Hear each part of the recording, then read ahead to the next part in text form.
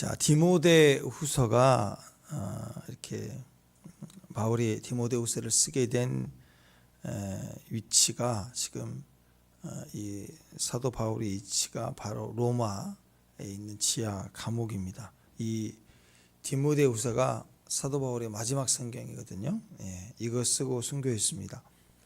그러니까 지금 이 상황이 바울만이 아니라 전체적인 이 교회 상황 전체에 있어서 이 시기에 신앙에 대한 핍박이 가장 극할 때 그때 상황입니다.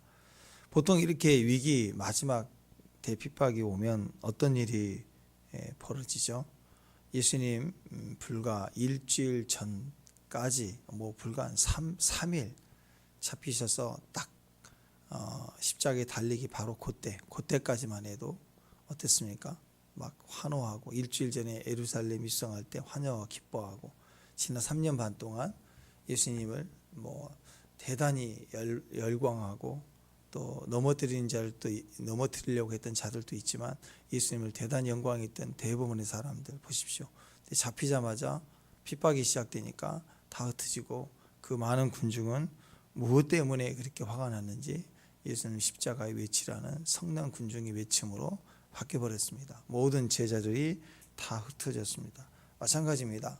나라의 위기, 나라의 모든 국민이 자기 국민이 나라를 배반하죠. 그래서 사도 바울의 상황도 마찬가지입니다. 믿음이 있는 사람과 없는 사람, 신자 그러니까 믿는 자, 불신자, 성난자 이렇게 나눠지죠. 배신자와 충성스러운 사람 이렇게 나누어지게 됩니다. 그래서 이 분위기가 사도 바울의 이 상황의 이 분위기는 교회가 지금 흩어지는 상황입니다. 그런 분위기입니다. 그래서 1장에서 제일 많이 나온 단어가 부끄러워하지 말라. 부끄러워하지 말라. 오늘에서도 이렇게 나오죠. 내게 부탁한 바른 말을 본받아 지키고, 그렇죠? 아름다운 것을 지키라. 부끄러워하지 말라. 그러면 주께서 지켜주실 거야. 이런 일을 계속해서 얘기하고 있습니다. 오늘 12절, 13절, 14절에서도 아름다운 것을 지키라. 그건 그냥 단순한 말이 아니라 핍박 상황에서 지금 주변이 목자를 치죠. 지금 사도 바울이 잡혀 있는 상황이고 바로 이제 순교 직전입니다. 그리고 교회 안에서도 많은 위기들이 있었고 지금 배신자가 생겨났어요. 그리고 도망가고 흩어지는 상황입니다. 이럴 때 디모데에게 마지막 유언처럼 주시는 메시지입니다. 주께서 주신 복음을 부끄러워하지 말아라. 너는 능히 하나님이 지켜주심을 믿고 또 부끄러워하지 말고 바른 말을 본받고 믿음에 서고 내게 부탁한 성령으로 말미암아 내게 부탁한 아름다운 걸 지켜라. 자, 그러니까 위기 때 모든 백성들을 향하여서 하나님이 다 섞기를 원하지만 아닙니다. 다른 사람 보지 마세요. 드려야 될 종들만 딱 믿음에 서 있으면 하나님 나라와 또 하나님의 역사는 그대로 지켜지고 신앙은 지나가게 되어 있습니다. 자, 그래서 이 부흥기가 있죠. 부흥기에는 모든 사람이 제자가 되겠다고 달려듭니다. 근데 핍박기가 오면 다 터집니다. 심지어 제자들 속에 헌신되어 있는 제자들 속에서라도 그들을 떠납니다. 이럴 때 우리가 배신이라고 그러죠. 많은 사람이 흩어지는 것을 배신이라고 하잖아요. 가장 가까이에 또 주변의 모든 사람이 알고 있는 사람들이 배신을 할 때 그것을 우리가 배신이라고 합니다. 그러니까 지금 이 핍박기입니다. 그래서 사도 바울은 특히 소심했던 디모데 자꾸 위장이 아팠던 거 보니까 소심했던 것 같아요. 그래서 부끄러워하지 말라. 복음을 부끄러워하지 말라. 그러니까 그 말은 주를 위해서 갇힌 자 된 바울, 사도 바울 스승을 보면서도 부끄러워하지 말고 하나님의 능력을 따라 복음과 함께 고난을 받아라 하고 담대하게 우리에게 말을 하고 있습니다. 어제 말씀 같이 이어지는데요. 7절 말씀에 보면 핵심이죠. 7절 말씀 한번 기억해 보실까요?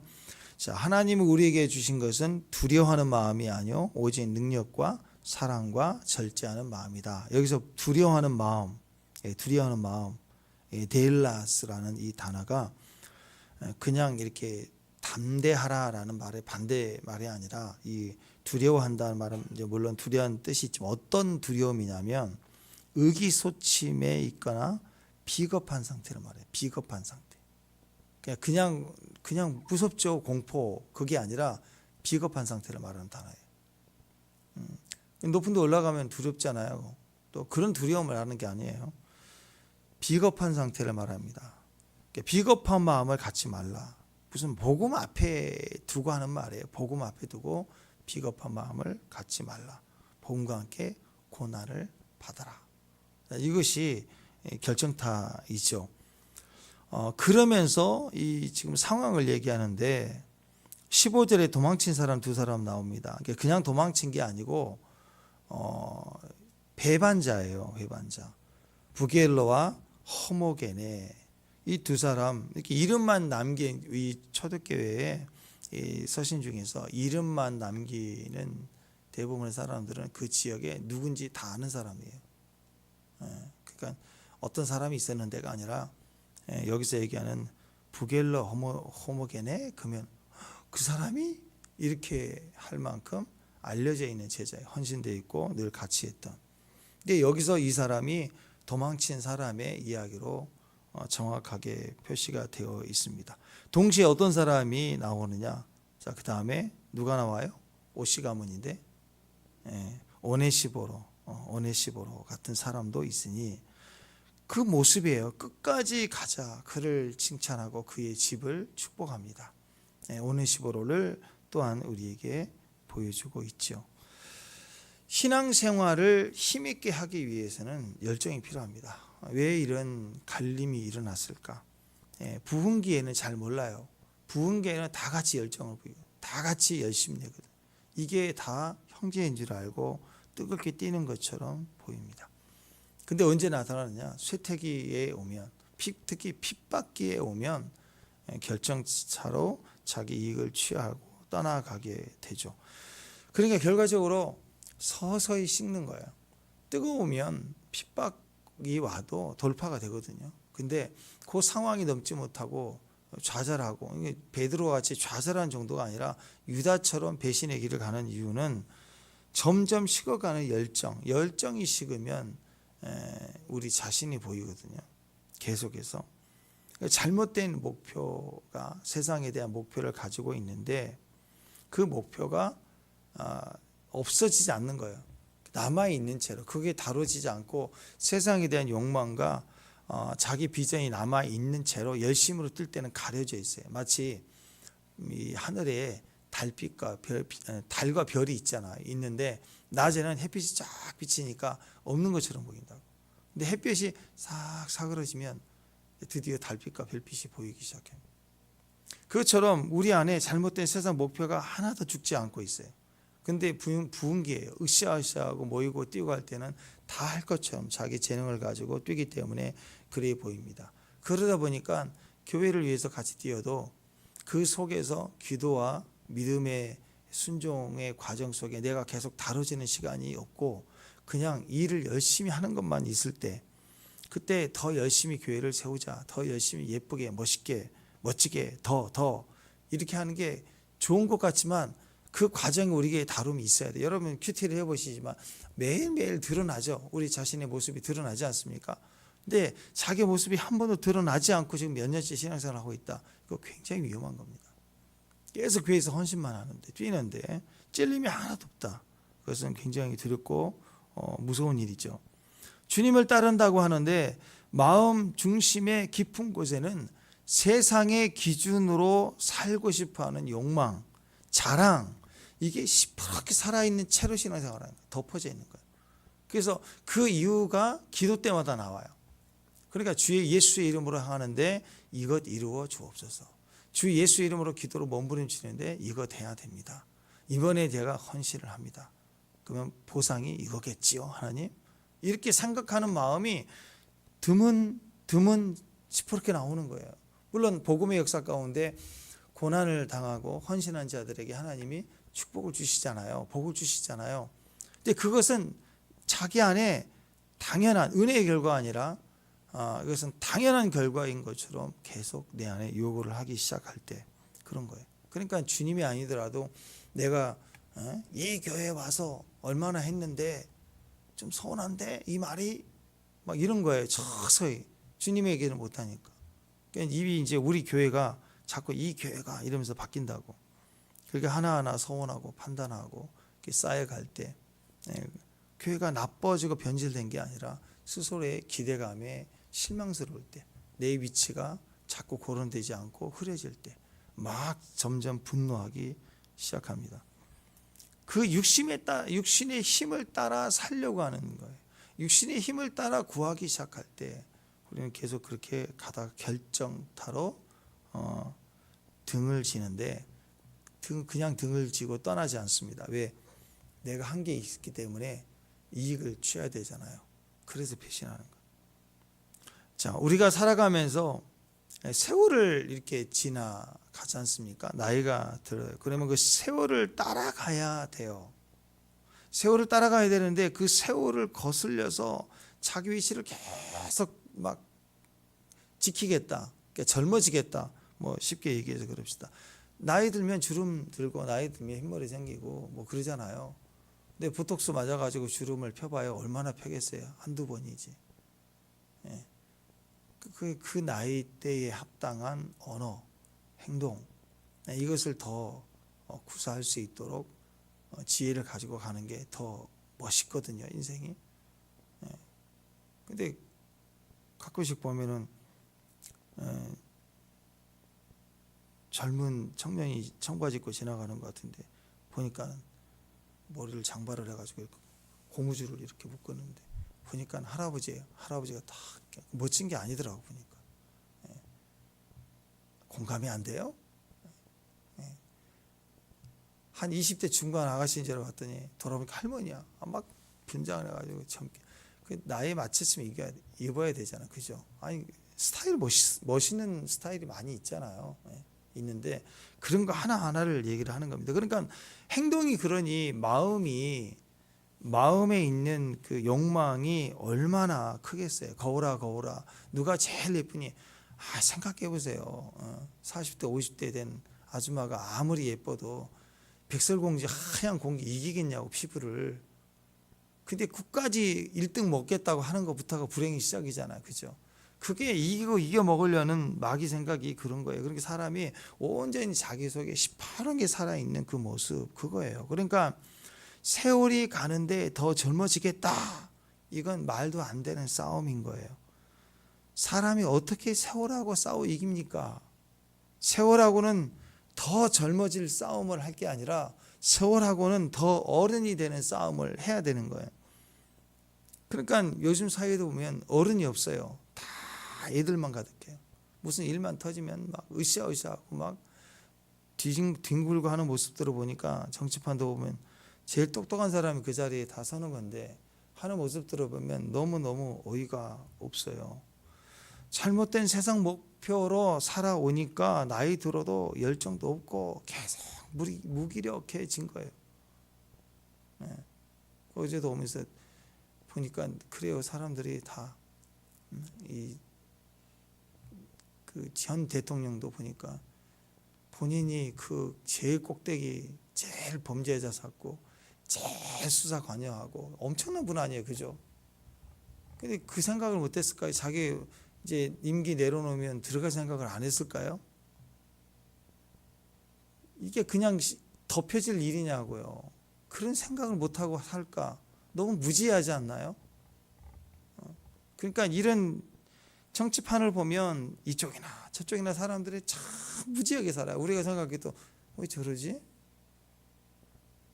큐티할 필요도 없이 너무너무 무지하게 사는 게 인생인 거예요. 아무리 많이 가지고 아무리 많이 소유하고 권력과 힘을 가지는데 아무 생각이 없이 사는 사람들처럼 사는 거예요. 왜 그럴까요? 상황만 올라가는데 내면은 하나도 바뀌지 않은 내면의 모습을 딱 갖고 있어. 5년 전이나 지금이나 다 보니까 옛날 생각 그대로 가지고 사는 사람들이 다 얼마나 불행하겠습니까? 우리도 마찬가지입니다. 변하지 않는 옛날 생각 가지고 그대로 있을 때 우리는 주님 앞에 서면 설수록 우리는 결국 오늘 이 두 사람을 대표성으로 가지고 얘기하는데 부겔라와 호모게네 같이 무너지게 되더라. 근데 오네시모로에 대한 이야기를 오늘 잠깐 계속 나오잖아요. 그 모습을 우리에게 확인해 주고 있습니다. 학자들은 오네시모로가 이 상황에서 이미 바울이 오늘 마지막 디모데후서를 쓰는 이 상황에서는 아마 그가 순교를 당했다, 죽었다, 갑자기 죽임을 당했다라고 이해를 하고 있습니다. 그러니까 얼마나 그리워하고 있어요. 바로 직전에 바로 봤던 형제인데 지금은 없는 형제. 그래서 그 집을 위로하고 있습니다. 그러면서 누구에게 본을 보이라고 얘기하느냐? 디모데의 소심한 성격, 그리고 이 편지를 읽는 이 흩어지고 마음이 조아리고 있는 비겁한 두려움을 가지고 있는 자들, 이 성도들에게 다시 믿음의 도전을 맡기는 거예요. 바울은 이제 곧 순교를 당하거든요. 다시 나올 수는 없어요. 그래서 디모데를 향하여, 디모데를 편에 또 이 지역에 있는 모든 핍박 가운데 있는 성도들에게 다시 한번 복음을 부끄러워하지 말라고 믿음에 대한 얘기를 하고 있습니다. 디모데는 성격이 소심했어요. 그래서 바울이 에베소 교회를 디모데에게 맡기고 갔었는데, 에베소 교회는 소아시아 교회 선교센터이잖아요. 두란노 소원도 있고 큰 교회입니다. 그러다 보니까 반대자들도 많았어요. 흩어지고 핍박이 있을 때 보면 교회 안에서 배반자도 떠나간 사람도 있지만 또 무슨 말만 하면 다 그 반대예요. 근데 디모데는 목회자로서 나이도 어리고 그리고 성격도 소심하고 늘 위가 아프고, 매일 위가 아파요. 자꾸 압박이 오고 힘들게 하고 뭐 하나 따라주지 않고, 그 위장이 아프니까 뭐 포도주 좀 써라 이런 얘기를 할 만큼 되게 소심했던 것 같아요. 그래서 누구든지 내 연소함을 없인 여기지 못하게 하라. 그리고 너는 이럴 때일수록 전심전력해라. 너의 성숙함을 사람들은 나타내라. 이걸 성숙의 기회로 삼아라 하고 다시 이 상황에서 부딪혀 가도록 이렇게 열정을 보이라고 얘기를 하고 있는 그런 상황입니다. 이게 디모데후서의 배경입니다. 그런 배경에서 오늘 이 두 그룹의 사람을 소개하며 교회에 힘을 내라, 담대하라라고 우리에게 명령을 하고 있죠. 인생 삶에는 어떤 그룹이든 교회 안에도 그렇고 가정도 그래요. 가족이 많으면 가족 안에도 그렇고 이 사회도 보면 좀 그런 것 같아요. 사회도 보면은 세 종류의 보통 그런 사람들이 있습니다. 병 같은 사람. 그래서 어떤 사람은 나쁜 영향을 막 줘요. 바이러스 같은 사람. 또 어떤 사람은 힐러예요. 약 같은 사람이에요.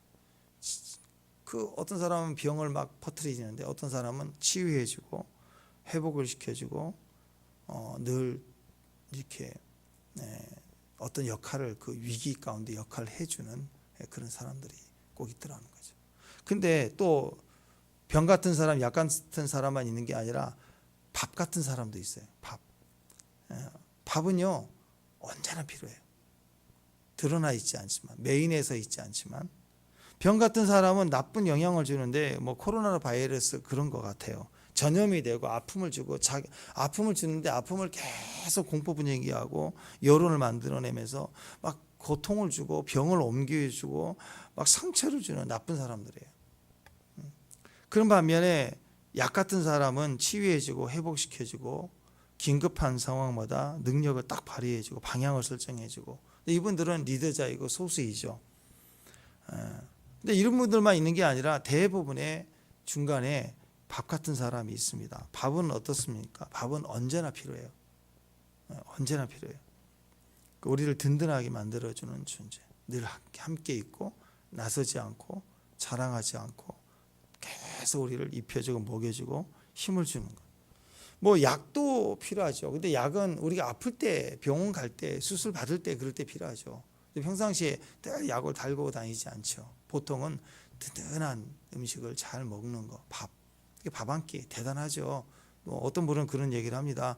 밥으로 음식으로 치유되지 못한 병은 고칠 수 없다. 그런 얘기를 할 만큼 좋은 것을 꾸준하게 든든하게 이렇게 먹을 수 있고 또 그렇게 소화가 된다면 큰 병은 없다. 뭐 이런 얘기를 하는데 일정 부분 동의가 되는 부분이라고 생각합니다. 뭐 약도 필요합니다. 급할 때 위기 속에 힘을 주고 도움이 되는 그런 역할도 중요하지만 저는 밥 같은 사람이 사실은 제일 좋다고 생각을 합니다. 교회 안에서도 카리스마가 있는 사람이 필요합니다. 어떤 상황이 벌어질 때 그것을 잘 분석을 하고 또 어떤 힘을 발휘하고 재능을 발휘해서 당장 그 일에 탁 도움이 되는 일꾼 필요합니다. 근데 그것만 필요한 게 아니고요. 옆에서 그냥 섬기고 힘이 되어주는 사람, 이 오네시보로 같은 사람이 바로 밥 같은 사람입니다. 섬김의 사람. 이런 사람들이 교회를 세우는데 어떤 굉장히 큰 일을 오히려 더 해낸다라는 거예요. 그래서 오늘 이 오네시보로 같은 사람을 우리가 밥 같은 사람이다.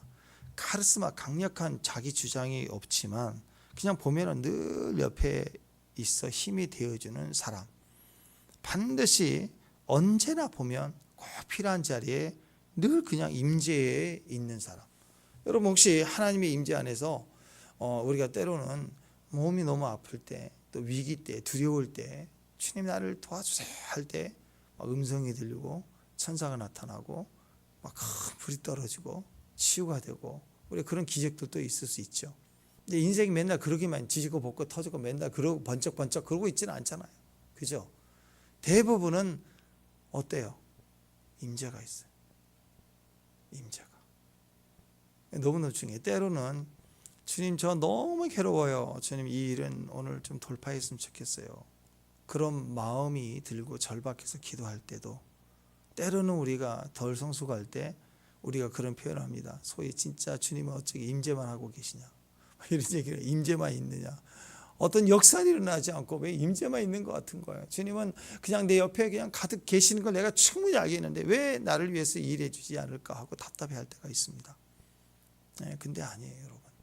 그 임재가 응답이란 걸 알아야 돼요. 모든 것을 다 맡기고 내 안에 충만으로 계시는 주의 임재를 늘 따라갈 수 있어요. 자기 전에도 임재하고 실망에 있는 나에게 다가와 주시고 눈을 감으면 꿈속에서 늘 나를 돕고 계시고 아침에 일어날 때도 임재가 벌써 이불은 발로 차고 넘어져 있는데 덮어져 있는데 임재는 덮여져서 일어나고 늘 주님은 우리와 함께하고 있는 게 느껴지는 거예요. 이게 얼마나 큰 축복인 줄 아세요? 우리 주변에도 그런 분들이 있어요. 우리 삶에 내 삶에 임재와 같은 사람, 늘 충성된 사람. 15절 다시 한번 읽어보실까요? 15절. 자, 15절 다시 한번 읽습니다. 시작.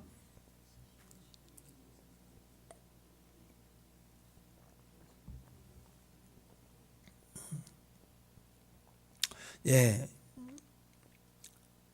나를 버린 사람들 부시와 헛시 이렇게 나와 있어요. 배신의 계절 되니까 시즌이 되니까 배신자가 나옵니다. 바울의 마지막 편지거든요. 이거 쓰고 순교했습니다. 영적으로 많은 승리가 있었지만 반면에 육적으로 너무나도 쇠약해 있을 때요. 저 마지막 때입니다. 알아요. 그래서 모든 서신도 다 마치고 마지막 유언서처럼 썼던 내용에 두 사람을 기억했습니다. 두 부류의 사람들. 부시와 허시도 있었지만 오시 형제도 기억을 했다라는 거죠. 이때 육신적으로 약해지고 상황적으로 약해지고 순교 직전이니 하나 둘씩 떠나는 사람이 있었고 신앙 안에서도 다들 떠나가고 사역의 제일 큰 힘과 기둥처럼 보였던 형제들 중에 이제는 배신하고 떠나는 사람도 생겼습니다. 부겔로 호모게네라는 사람, 그냥 이름만 거론하면 알 만큼 늘 동행했던 핵심 인물입니다. 네로 황제의 엄청난 핍박 속에 시기적으로 가장 어려울 때 그때 배신합니다. 그럼 거의 네로는 미친 놈이죠. 그냥 자기 시흥, 시인이라고. 가만히 보면 진짜 시인 말고 뭐 정치하면서 시 쓴 사람. 제가 아는 또 목사님도 있는데 진짜 목사님, 아니 진짜 시인 아니에요. 제가 보기에는 좀 이상한 목사 한 분 있어요. 우리 나이 많은 후배님인데 강원도에서 시 쓴다고 맨날 그러는데 뭐 책 썼다고 뭐 발간했다고 하는데 저도 문외한이지만 이건 읽고 싶지 않은 시. 그런 시를 쓴 시인들이 있어요. 뭐 하나 똑바로 못하면서 시인이라고 막 돌아다니는 사람들은 보면 그런 것 같아요. 가수도 가수해야지 무슨 시 쓴다고 그러면 좀 이상한 것 같고 목사도 목회를 열심히 해서 목회지를 떠나가지고 그 사모님 신학하시니까 사모님께 교회 맡기 씻은다고 다니더니 그 좀 이상하다 그랬더니 책을 보내는 척도 좀 이상하고 그런 분들 꼭 있어요. 보면 어디나 정치인이 갑자기 씻으면 네로가 그랬거든요. 시흥이 안 돈대. 그래 로마를 불질러 버리고 불타는 걸 보면서 씻으려고. 그거 제정신이 아니죠. 뒷감당 안 되니까 뭐예요? 기독교인이 그랬다 해갖고 엄청나게 핍박을 하잖아요. 이런 일들이 일어났어요. 그런 핍박 속에 떠나고 약해서 숨고 하는 사람도 있었겠죠. 그렇지만 배신자들이 있었다. 그때 여기에 사도 바울이 마지막 편지를 쓰면서 이름을 거론했다면 얼마나 마음이 아팠을까. 그런 얘기를 합니다. 마지막 때도 그러지 않겠습니까, 여러분? 예수님의 비유를 보면 돌박 같은 사람, 바위 위에다가 이렇게 생겼던 사람이 나오죠. 누가복음 8장 13절 보면 바위 위에 있다는 것은 말씀을 들을 때 기쁨으로 받아나 뿌리가 없어 잠시 있다가 시련을 당할 때 배반하는 자요. 이렇게 식물을 우리가 화분에서 빼서 이렇게 화단에다 심잖아요. 심으면 좀 깊게 심어야 돼요. 우리 심어놓은 거 보면은 좀 얇게 흙만 이렇게 볼록 튀어나오는데 화분이 푹 또 들어가게 심어야 돼요. 왜냐하면 얘가 언제 사냐면 흙맛을 알아야 돼요. 화분에 있는 흙 말고 심겨졌을 때 뿌리가 이 주변 흙맛을 알고 뻗어 나가야 든든히 서거든요. 위에다 이렇게 심어놓으면 깊이 들어가지 못하면 흙맛을 모르고 자기 흙맛만 보다가 말라질 때가 있습니다. 깊이 뿌리를 내린다. 바위에는 뿌리를 내리지 못하죠. 그러니까 잠깐 꼽히다가 꼿꼿이 하는 것처럼 있다가 시련이 온다 그러면 배신하고 무너지게 됩니다. 말씀의 진짜 은혜를 받아야 시련을 통과할 수 있는데 뿌리가 없으니까 소속이 없어요. 무늬만 있는 거예요. 그러다가 무너지게 되었다. 그러니까 오네시모로를 생각해 볼 때 충성이란 건 뭐냐? 충성은요, 막 재능과 카리스마 능력을 가지고 불 가운데 뛰어드는 그걸 말하는 게 아니에요. 충성은 오히려 그냥 어려움이 있을 때 옆에 꾸준히 있어주는 거예요. 임재예요. 임재 같은 사람. 그게 충성이에요.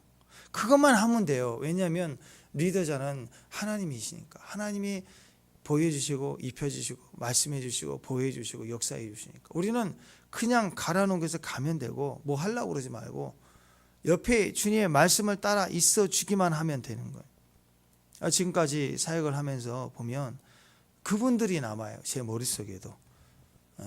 어떤 일들이 있을 때 보면 앞에서 나서서 일을 하는 것보다 그냥 늘 그냥 있는 거.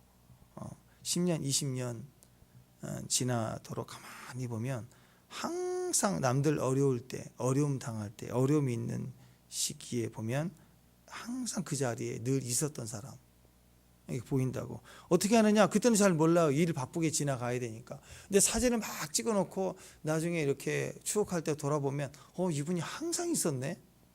항상 찍혀 있어 사진이. 교회에서도 보면 교회 행사할 때도 보면 그렇지만 교회 봉사하고 모이자 뭐 하자 그러면 항상 있는 사람. 그래서 결혼식도 그렇지만 장례식장 여기저기 어려운 일이 있을 때 우리 가서 보면 거기 가면 항상 거기 와 계시는 항상 있는 사람들. 특별해 보이지 않는 것 같아요. 근데 몇 년 지나서 보면 이분들이 항상 앞서 있어요. 신앙적으로도 앞서 있고 영성 면에도 앞서 있고 실제 삶에 있어서도 이상하게 뭔가 삶이 달라져 있다고. 외적으로 뭐 굉장히 많이 성공하게 될 것이다. 뭐 이렇게 말하는 건 아니지만 일단 이분들은 주변에 사람들이 늘 있어요. 사람들을 얻는 거예요. 사람들을 얻는다는 것이 얼마나 중요한지 모르는 사람들이 아직도 있더라고요. 그거 아닙니다. 여러분 사람으로 돼야 형통합니다. 사람의 성공이 영성이에요. 자기 힘으로 끌어모은 사람은 그건 자기 사람이 아니에요. 어떤 사람은 그래요. 나는 안 주고 안 받고 그게 서로 편하지. 그러고 있어 혼자. 뭐 그렇죠. 너무 힘드니까. 교회 와서도 그냥 그래 안 주고 안 받고 안 오고 안 가고 편하면 되지 뭐. 그렇죠. 지금은 편하겠죠. 근데 여러분 굉장히 이게 이기적인 거고 이게 교만하고 내면의 상처가 깊은 말이에요. 한번 생각해 보세요. 그러면서 자기 자식도 결혼하면 어떻게 해요? 오라 그러죠. 그럼 애들도 안 올 거 아니에요. 똑같은 거라고. 자기 편만 불러다니고 아니면 부르지도 않고 안 가고 그게 편하대. 자기도 어려울 때가 오거든요. 나이 들 때가 오거든요. 자기 어려울 때 누구도 안 옵니다. 왜 안 갔으니까? 그럴 거 아니에요. 하나님의 지혜는 절대적으로 사람이에요. 하나님의 지혜는 사람이에요. 사람을 존중해야 돼. 사랑해야 돼. 지금 옆에 있는 우리 교회 형제자매님들 정말 귀해요. 정말 소중합니다. 여러분이 얼마나 소중한 사람이에요. 옆 사람 보시고 새벽이지만 뭐 새벽이지만이 아니라 새벽이니까 얼마나 소중해요 우리가. 참 귀하세요. 한마디씩 해주세요. 옆 사람 보시고 참 귀하세요.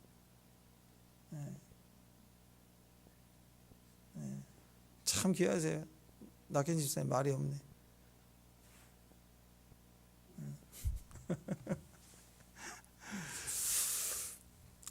지혜가 뭐냐면 사람을 귀할 줄 알아요. 사람 참 귀해요. 여러분 너무너무 귀한 거예요. 마지막 때 핍박받아도 흩어지지 않을 사람들이잖아. 그죠? 그거 얼마나 소중해. 네. 하나님의 지혜는요, 내 눈에 누군가 환상 보여주고 막 무슨 꿈과 환상과 표적 보여줄 때가 아니에요. 내 눈에 육신의 눈에 누군가 어려움이 보이면 그 옆에 가는 거예요. 그러면 내가 어려울 때는 하나님 오신다고. 근데 맨날 꿈과 환상으로 뭐 나라가 이렇게 된다, 뭐 어려울 것이다 그러고 있으면 지는 가만히 있는다. 그러면 자기 어려울 때는요, 그 꿈과 환상으로만 보여준다고. 그리고 아무런 사람도 안 오고 하나님도 안 온다고. 내 육신의 눈으로 갈 줄 알아야, 보고 갈 줄 알아야 육신의 눈으로 보여지는 응답이 있는 사람이 된다니까요. 몸뚱이 움직여야 돼요. 너무 소중한 거예요, 여러분들. 누군가 어려움이 내 눈에 보일 때는 옆에 가는 거예요. 가줘야 되는 거예요. 전도서 7장 2절 3절 4절 읽어드립니다. 초상집에 가는 것보다 잔치집에 가는 것이 잔치집에 가는 것보다 나으니 모든 사람이 끝이 이와 같이 됨이라. 산 자는 이것을 그의 마음에 둘지어다. 슬픔이 웃음보다 나음은 얼굴에 근심하는 것이 마음에 유익하기 때문이라. 지혜자의 마음은 초상집에 있으되 우매한 자의 마음은 혼인집에 있느니라. 더 지혜로운 사람은 어려운 사람들, 힘든 사람들 옆에 움직일 수 있는 사람들이 지혜자입니다. 강단 안에서만, 자기 자리에서만 외치는 지혜는 무슨 의미가 있겠어요? 복음을 가졌다면 나가야죠. 어려움을 당하는 사람 옆에 있어주라. 그게 능력이다. 얄팍하게 살지 말고, 이기적으로 살지 말고, 얇게 살지 말고 두껍게 가야죠. 따뜻하게 살라. 누군가 어려움이 있으면 반드시 그 사람 옆에 있어주는 거. 그게 능력이라고요. 능력이 없으니까 못 간다. 능력이 없으니까 피해가는 거죠. 그래서 오늘 디모데에게 네 성숙함을 나타내라. 이제 그럴 기회다라고, 부끄러워하지 말라. 나와 함께 고난을 받자 라고 담대하게 말하고 있습니다. 디모데에게 사도 바울의 흐름과 동행이 되라 얘기하는 것은 마지막 때 성령님이 나와 함께 고난을 받자라고, 환난을 통과하자라고 말씀하시는 것 같은 거라고 저는 생각합니다. 오네시보로가 했던 일이 뭘까? 옆에 있어 줬다는 거예요. 옆에 있어 준 것뿐만 아니라 내용적인 면에 있어서는 격려와 부끄러워하지 않는 모습이 있었다라는 거예요. 6절, 16절. 자, 오네시보로 16절 읽습니다. 시작. 원하건대 주께서 오네시보로의 집에 긍휼을 베푸시옵소서. 그가 나를 자주 격려해주고 내가 사슬에 매인 것을 부끄러워하지 아니하고. 자, 격려입니다. 아나십코가 뭘까요? 아나십코. 이 격려라는 아나십코라는 단어가요, 회복시키다, 회복시키다. 그런 뜻입니다. 느낌 있잖아요. 아나시코. 빠르게 얘기하면 우리말 비슷하게 보면 알아보고, 아나시코, 알아보고 이 생각인데, 그러니까 신선하게 해줬다, 유쾌하게 해주다, 생기가 돋게 해주다, 이런 뜻이거든요. 이게 회복이에요. 회복. 요즘에 이제 가격이 비싸서 그렇지만, 자, 회 먹읍시다 그러면 다 좋아하죠. 회 비싸니까. 싼 게 아니잖아요. 왜 회가 왜 좋아요? 다 떠주잖아요. 그 잡아다가, 잡기도 안 잡힌 잡아다가 내 손으로 떠서 먹으라. 얼마나. 근데 가서 다 해서 쫙 세팅해서 나오니까 회 먹으면 가격은 비싸지만 회복이 되는 것 같아요. 왜 물고기가 막 춤추잖아요. 막 생생하게. 그러니까 사람들이 회를 좋아하는 이유가 막 날로 먹으려고 그러거든요. 가서 막. 우리 그거예요. 주님 앞에 가면 주님이 다 이루셨기 때문에 우리는 날로 먹어야 돼. 이런 거예요. 그냥 쉽게 가는 거예요. 왜? 은혜로. 그러니까 이런 의미입니다. 신선하게 해주다, 유쾌해 주다, 생기를 돋게 해주다, 그런 의미. 아나시코. 우리가 약한지를 알아보고 와가지고 나에게 싱싱하게 해준다. 그러니까 답답함이 있을 때 오네시보로를 만나면 시원해지는 거예요. 우리에게 숨이 터지게 해주는 사람, 해주게 해주는 사람. 지금 사도 바울을 보십시오. 감옥에 갇혀 바로 이제 순교 직전인데 다 알아요. 옥중 서신을 쓰는데 거의 다 썼어요. 알죠. 자기가 예언해야 될 게 다 끝난 걸 알아요. 마지막 쓰면 이게 끝나구나, 더 이상 다 썼다라고 생각을 할 때쯤이고, 여러 상황을 볼 때 이제 나는 순교한다는 걸 사도 바울이 안다고. 근데 교회에 들려오는 소리는 대핍박 가운데 다 핍박받는 소식을 볼 때 얼마나 답답하고 얼마나 아플까요? 글을 쓰는 사도 바울의 심령은 너무너무 답답하고 힘들어요. 나가보지도 못하고 만나보지도 못하고 너무너무 답답할 때 누가 있었느냐? 오네시보로가 있었어요. 늘 자주와 찾아왔다는 거, 옥중에 자주와 찾아왔다는 거, 만나줬다는 거. 그럴 때마다 사도 바울은 감옥에서 그냥 펄펄 화로처럼 막 뛰는 거예요. 시원해가지고 막 물 만난 물고기 마냥 팍팍팍 뛰면 생기가 돋았다. 감옥에서 사도 바울의 싱싱한 영성이 되도록 숨이 터지는 사람이에요. 그러니까 다시 힘을 내고 서신을 쓰고 성경을 쓰면서 하나님 음성을 들으려고 그 영성이 흐트러지지 않도록 싱싱해졌다. 얼마나 고마운 사람이에요. 얼마나. 힘들 때, 어려울 때 라면 하나 끓여주는 것도 좋지만 회를 사주는 사람처럼, 뭐 굳이 최소한 하자면 그냥 한우 구워주는 사람처럼 말이에요. 감옥에 갇힌 것도 힘든데 숨 튀어지게 해주는, 숨결 소통을 해주는 사람, 바깥 공기를 마시게 해주잖아요. 소식을 전해 들어오고 편지 좀 가지고 나가주잖아요. 숨이 터지는 거예요. 오네시모 자주 찾아왔다. 17절 시작.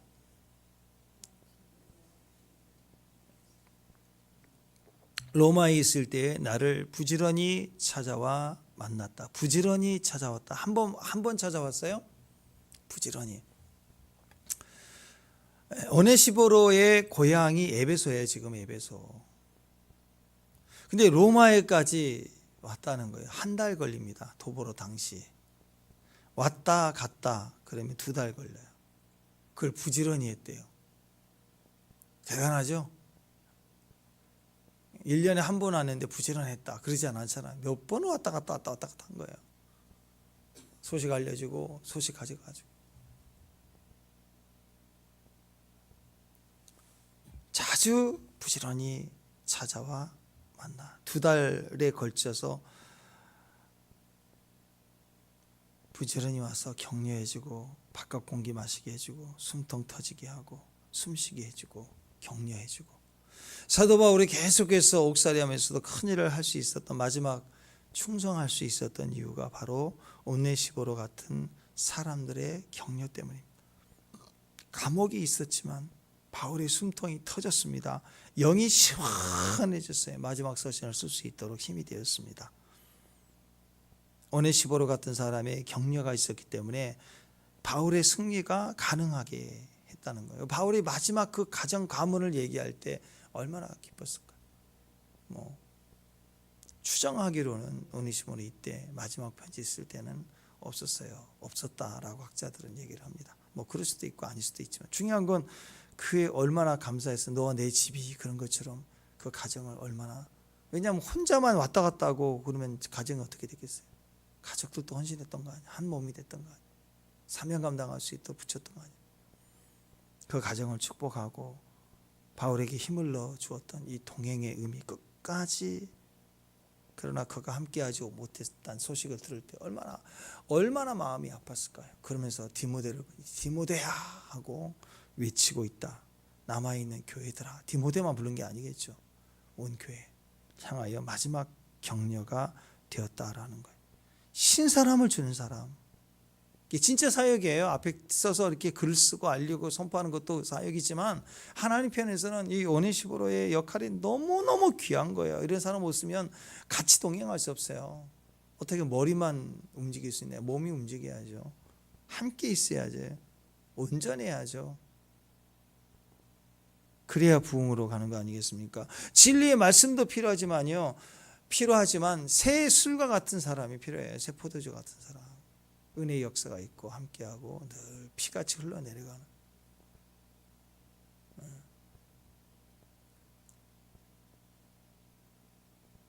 건물을 세우는 사람만 있으면 안 되죠.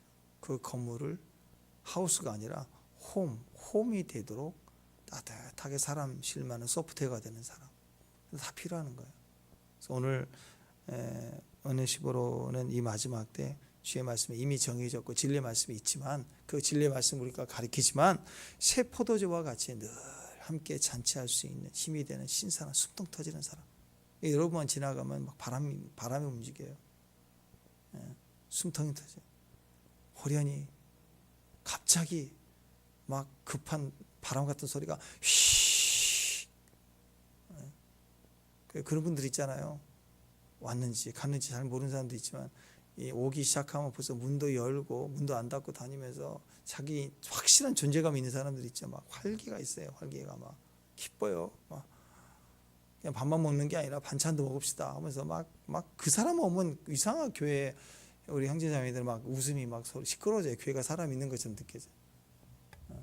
자꾸 소통하고 또 약간 우울했던 사람 마음이 확 피게 해줄 수 있는 이거 오네시보로 같은 사람. 항상 힘주고 또 소식도 알려주고 누가 이렇대요 하면서 좋은 소식을 알려주고 같이 기도도 하고 힘도 주고 뭐 먹으러 가자고 자꾸 그러고 막 이런 거. 오늘 이런 역할이 얼마나 마지막 때 사역이 큰 사역인가. 그래서 오늘 사도 바울의 기억에 남는 한 분의 이야기 아닙니까? 우리도 그래. 마지막 때가 돼서는 늘 마음에 품어져 있고 그 사람만 생각하면 숨통이 터지는, 나를 시원케 해주는 그런 주의 마음을 가진 사람, 이런 사람 필요합니다. 오늘 그런 사람 되기를 바랍니다. 우리 교회가 마지막 때 그런 교회가 되기를 바랍니다. 기도하겠습니다. 하나님 감사합니다. 우리가 부지런히 주님을 찾는 사람, 교회 한 번 오는데 한 달 가는데 한 달 걸려도 자주 주님을 찾는 사람, 주의 숨통을 터뜨려주는 호흡의 사람들, 프로마의 사람들, 성령의 사람들, 새 포도주의 사람들, 그런 귀한 종들 되기를 원합니다. 주여 성령으로 충만하게 하옵소서. 예수님의 이름으로 기도합니다.